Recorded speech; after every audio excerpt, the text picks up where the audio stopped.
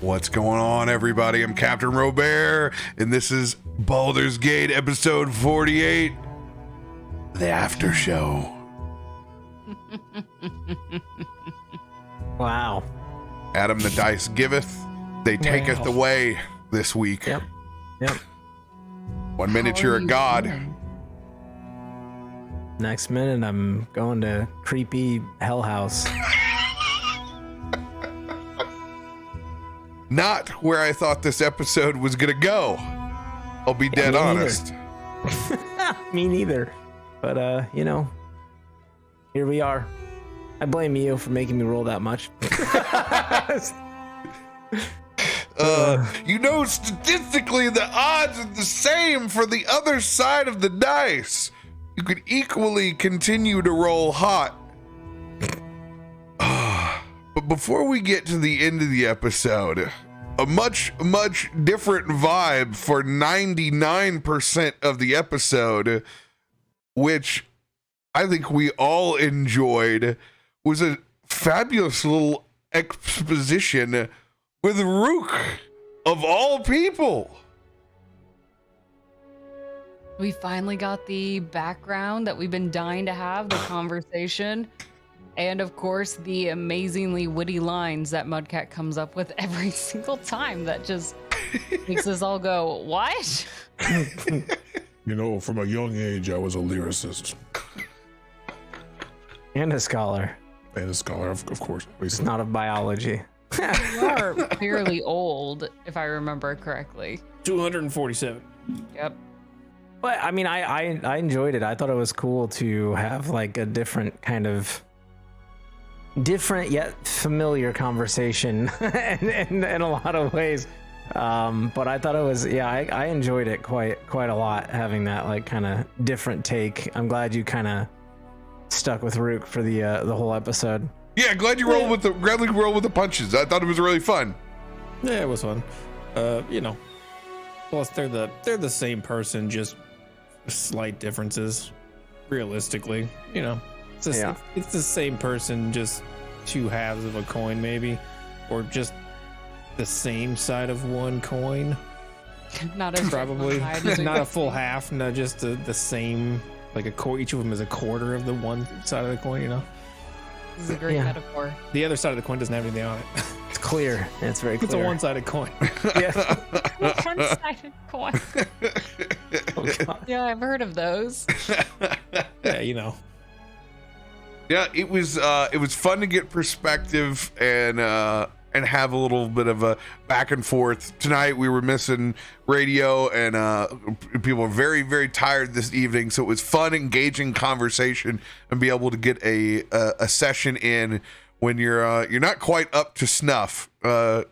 These sometimes these things just manifest themselves, and there was no point in time I feel like we were dragging feet at all. We were going quite along. We didn't need to be introduced to anybody else. It was just an exposition of us for 2.5 hours, really, and I enjoyed the shit out of it. Yeah, it was great. It was a nice, relaxing episode after the chaotic previous ones, plural. And we're all wearing flower crowns now, and we have a New Jersey parrot now part of our party. So that's the flavor. That's the best part of it. I'm going to Hell House with a flower crown. Yeah. We got Root got his lifelong dream of, at least for the last 4 or 5 hours of owning a parrot. So yeah, it's a good way to die, actually. Perfect. It's all gonna end here. I feel as if parakeet. I know where where that spell slot is always going to be going now. Hey, bring the parrot back out. I'd like to see him again. We're bonding. Honestly, seems like the most responsible way to let Ryuk to have a pet. Well, now that it probably is. Now that we've tampered with it, was cool to toy around with your class as far as a blood hunter, because we never talked about it. No one's ever talked about it within the party. So it's like, whoa, okay, there is something really going on here that we really don't know about. And it could be quite arcane. I mean, terms of building the character, I would attribute pretty much all of the Blood Hunter shenanigans to the lycanthropy, which it was the reason I took the class in the first place, so I could be a werewolf. 100%. So it's definitely not Aelun's stuff. You know, he's straight up monk. So the Blood Hunter stuff is all Rook, And it's dope. I don't use it as much as I thought I would, to be honest. Especially with the monks having a lot of bonus action type stuff, you know, like for Flurry of Blows and Step of the Wind and all that kind of stuff. A lot of the Blood Hunter stuff is also bonus action. Yeah. Cuts into your economy. Yeah, I have to choose. Do I want to get that extra D4 on every attack, or do I want to, you know, throw 2 more punches? You know, so it's a nice little toolkit to be able to use, but you know, doesn't come into play quite as much as I thought it would. With that particular class matchup, I get that. It's fun though. In true form, we had a Fey consequence of you going over and punching the tree. He said you had to pierce your way. Got to choose your words better, Adam. Well, yeah. Oh, Yeah, shit, that that's was- the blame. He's Adam. he will read whatever's on the teleprompter. All right. I'm going to go punch a not tree. pretend to That's read going to get me out of the Feywild. Hey, gave an opportunity to wake up some little owlets, that little owlet babies, and go They were super adorable. cute. Yeah. You know, and I just had to manifest once again what my being a god is, which is only fishing in D&D. It's the only thing that I can call a 20 on. I will continue to catch Harley Quinns and magic items for everybody else, even with Aelun's disturbance in the water. Or Rooks, That's I a should good say. power to have, though, because that fish brings all the riches. There's nice Nothing fish. more exciting than the giant fish. What's more scary than a werewolf? A werewolf that can cast darkness. I'm a shinobi werewolf now. Yeah. Now, question for you. Did you already have advantage on stealth? No, I do not have advantage on stealth already. I Okay, cool. have a +9 to stealth. Oh, nope. Jeez. So nope, now well, you're just going to be even more stealthier. yeah, Now I now have you're advantage to ridiculous. it. Well, I want to make sure if it didn't, I could reroute it to to something else, shinobi like. So you got some value out of that, out of your investments. No, we're good there. Cool. Because that was just, those were random roll. Like I didn't get to look ahead. Like I just looked at the page and I was like, okay, what's the coolest item on the page for you guys? Yeah, it's kind of cool because I think we established way back when Adam cast darkness on the boat the first time that Rook, because of his heightened senses, has a easier time navigating in darkness even when he can't see. You know, because I have the hearing and smelling. I was Yeah. able to find my way through it. So darkness You could be practically have blind sense in a sense. Yeah. Like, I mean, I have advantage on those perception checks pretty much, and they're +13, so I might as well be able to see. yeah. Yo, and I think Gitzi got a freaking sweet whip.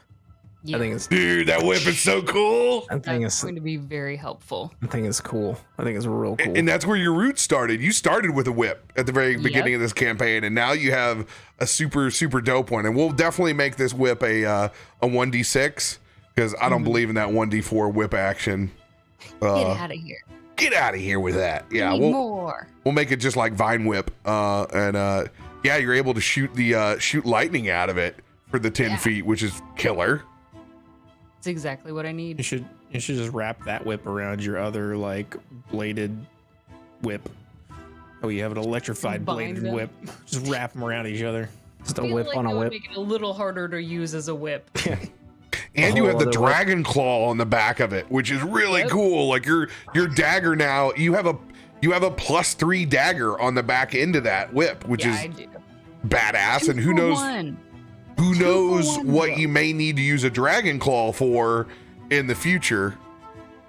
Now, Probably killing something. unfortunately, I gave Radio a fucking crossbow that he's going to ask me to push everything now from eternity. I'm never going to be able to place anything next to a cliff because he can push things 20 fucking feet with that crossbow. But at this point, he's got so many. He's gonna have to choose what crossbows are hanging out. Like he's got a lot. He's full pirate mode over here. Van Helsing to the T. It's gonna be like John Wick carrying a duffel bag full of guns. Yeah, I was gonna say, I He's know gonna we don't walk, care he's about like, weight "Hold or on." anything, but like, I'm just trying to imagine him having all these weapons strapped to him somehow. I'm telling you, duffel bag is gonna drop it on the battlefield, unzip it, and have to like, give me a second, I gotta pull it. He's like Neo and Trinity when they walk into the into the building and they just like open up there. They're just like, what the heck? And it's just Blasting. There was Blast his nothing. ass. There was nothing I could use on that page. Was not meant for me, but those items aren't meant for me because, to be honest, I cast Mass Cure Wounds. All right, that's what. Give me something. Give me a plus to that. There aren't enough healing inspired weapons in D&D, which is odd because there's plenty in RPGs, plenty in MMOs. Whoever writes these supplements, there's never shit on that side, which is crazy. You would think there would be all across the board trying to help support characters. You can tell there's a very keen influence for a ton of potions and then magic weapons. Yeah, it'd be even with magic. It'd be dope if someone made magic weapons in terms of like is siphoning health or something. So you attack with it and you could siphon that health to an ally, maybe. Yeah, cool. There plenty are of things. Plenty of There cool are some? things. I haven't seen any.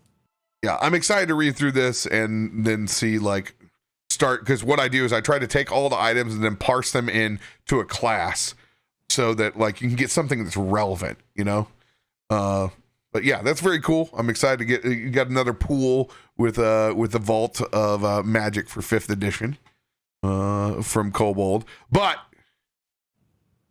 the main piece on the table when it came time to getting home and going back in, using the trusty Dream Realm, the way that Asher got here before. Series of checks done so well. And then the 1 creeps out. You literally roll the 8 to get yourself there. I foobar it because it's supposed to only be 22. Because I try to do skill checks where I do two consecutive numbers separate as you make the climb. But either way, you nail it. Big moment. And then the 1 comes out. Oh. And was there ever a 1 as you get transported back to this void room of Chikios? He's not there, and you hear his voice within the wind that tells you to run, and you don't run. You stay. And he stalls. And he stalls and he stalls and he asks you questions about how you feel as you see those red eyes from an infernal being of which you've never got their name. One who tried to take your own agency and body by force. Having a conversation of what it feels like to be material again. As this incorporeal being sits across from you drinking tea within the void. Opening up the book. Your own book that tells your own story. Taking a page away from you. What did you feel like when it took one of your pages away? Yeah, I mean, that wasn't great. I was pretty annoyed by that. It felt like the entire conversation, it very much felt like, hey, like this person's like, oh, you don't understand like who you are, what your purpose is. And I think for Asher's point, it's like my purpose is what I define my purpose to be, and no one else will tell me who I am. Only I can do that. And so I think that's the feeling that Asher had throughout that entire conversation. And that's why like he kind of asked, because he's like, you don't dictate who I am, whatever thing you tried to create or whatnot, like I choose, it's my path and I've taken it this way. That's kind of how he felt. So when he stamps that thing, the first thing I thought was, well, that's going to get removed. Like Asher's like, yeah, no, that's not sticking. Like, you know, I don't care what you have. Like, I've got a spell somewhere. I can find a spell that will remove that because you're not going to force yourself. I'm going full, you know, Evil Dead on this bitch. Yeah, I was like, nope, like that ain't flying. But you know, it's like, yeah, he feels like trying to take the agency of choice away, and he's like, no, like. And then came the second nat one, trying to navigate your way out, back-to-back nat ones, and I'm like, you know what? Kind of wanted to get to the story beat that was going to lead us to next week, but oh no, we get to tell another story for a minute as you're stuck, suspended within this void, the flames wrapping around you, and seeing a house in the distance in the hellscape for the first time, and then dropping this bombshell that this thing claims to be your uncle. Family. Family, I guess. I don't know. Maybe not. Yeah. Who knows if it's telling the truth, but it did invoke your parents and your adoptive parents and claimed that you had a special skill set. Obviously, it's wanted nothing to do with you until you walked through the Feywild. Yeah. So whatever it is, if it truly is your uncle reaching out, it has taken an interest in you since you have ascended to a Dreamwalker. And we know that it doesn't have a body anymore. And it is very, very curious to know what it feels like once again. Which, I guess, some fun fact for the, the after show here. And Asher absolutely feels everything is better. Everything is, he's had a second chance. Everything is rejuvenated.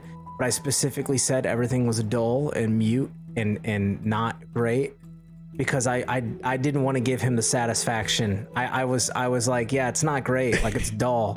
Like, if that's what you want, this is my subtle way to be like, yeah, it's not that cracked up, like, it's not great. Like, I was like, whether he believes it or not, it's like, you're asking me how I feel. It's dull. It's not the same. It's different. And, it doesn't feel like it did before. At that point, at the same time, he's going, oh, good. He's just answering and not trying to get out of here. Sure. Tell me more. Tell me more about how you don't quite feel yourself. Oh, well, that leads into you haven't been yourself, and then he takes it and spins it another direction. Yeah. We get to have a conversation outside because we haven't really talked about it, but I have my ideas and he's given me a little bit of wiggle room, and we'll find out more about what this person really is as it caps off next week with our Valentine's episode. Oh. I still Romance think he just wants is in to eat there. you.